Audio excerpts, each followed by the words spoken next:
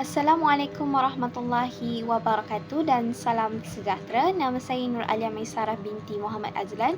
Saya merupakan pelajar daripada Unit Pendidikan Islam 3, pelajar ambilan 2025-2026. Jadi pada hari ini saya ingin berkongsi tentang refleksi kendiri saya selepas saya mempelajari subjek pengantar pengajian pendidikan.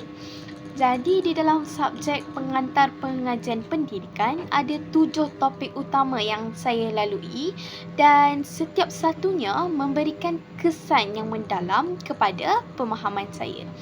Jadi pertama-tamanya adalah saya memahami definisi dan konsep pendidikan. Jadi apa yang saya dapat adalah saya sedar bahawa pendidikan bukan sekadar pemindahan ilmu, tetapi ia merupakan satu proses untuk membentuk insan. Kedua, saya juga mempelajari tentang tokoh-tokoh pendidikan mengikut era. Jadi di mana saya kagum dengan sumbangan tokoh seperti Dewi dan Usman Awang yang memberikan inspirasi dalam reformasi pendidikan itu sendiri. Jadi yang ketiganya berkaitan dengan perkembangan pendidikan. Jadi perkembangan pendidikan ini dia membuka mata saya tentang bagaimana sistem perubahan yang berlaku daripada tradisional ke moden.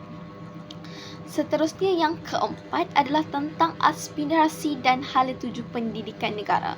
Jadi untuk bab yang keempat ini dia menyedarkan saya tentang peranan besar pendidikan dalam membina sesebuah masyarakat tersebut.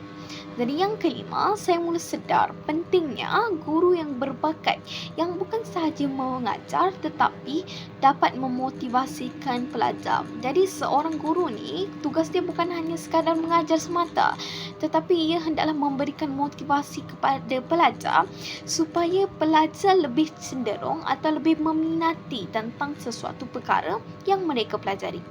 Keenam, berkaitan dengan kompetisi guru. Kompetisi guru menjadi tumpuan saya kerana saya sedar bahawa kemahiran profesional adalah asas kejayaan pendidikan. Dan akhir sekali, berkaitan topik guru dan permuafakan komuniti. Jadi bagi topik yang terakhir ini, ia mengingatkan saya bahawa pendidikan akan sukses ataupun berjaya apabila kita melibatkan seluruh warga komuniti. Seperti yang kita tahu, melentur buluh biarlah daripada rebungnya. Guru bukan sahaja pendidik, tapi ibu bapa juga merupakan pendidik yang pada awalnya mereka lah yang mendidik anak murid tersebut. Jadi berdasarkan keseluruhan amat pentinglah subjek pengantar pengajian pendidikan ini dan pelbagai kesedaran dapat saya peroleh melalui subjek ini. Sekian, wabillahi taufiq wal hidayah. Assalamualaikum warahmatullahi wabarakatuh.